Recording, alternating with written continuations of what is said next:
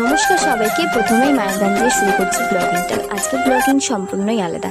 So hello everyone, সবাই কেমন আছো? আশা করছি অনেক ভালো আছে। আমরা অনেক ভালো আছি। অনেকেই বলবে সকাল সকাল উঠে কোথায় যাচ্ছে, তা আমরা যাচ্ছি মায়ের মন্দিরে। আমি একা নয়, আমার সঙ্গে অনেকেই আছে, যেমন মা আছে, ছেলে আছে, আর আমার মাসি আছে, ভাই আছে, বোন আছে। সবাই মিলে বাসে করে সকাল সকাল রেডি হয়ে বাসে চলে যাচ্ছি, কারণ এখান থেকে অনেকটাই দূর। যদিও পুরোটা ক্লিপ নিতে পারিনি, আমি হালকা মন্দিরটার থেকে হালকা একটু ক্লিপ নিয়েছি, কারণ আমি এই সাইডে ছিলাম, ওই সাইডে মন্দিরটা ছিল। যাই হোক, আমরা এবার বাস থেকে নেমে পড়েছি, হেঁটে হেঁটে যেতে হচ্ছে কিছুটা জায়গা। তারপর এই যে হালকা একটু ক্লিপ নিয়ে নিলাম।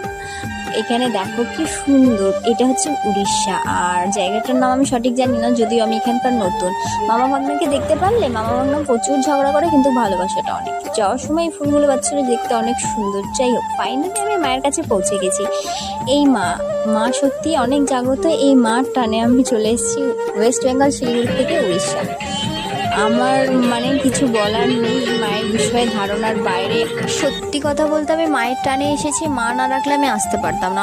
অনেক শুনেছিলাম যে উড়িষ্যা ঠাকুর অনেক জাগ্রত, আসলে আমি না আসলে বুঝতেই পারতাম না। জয় মা সামলেই।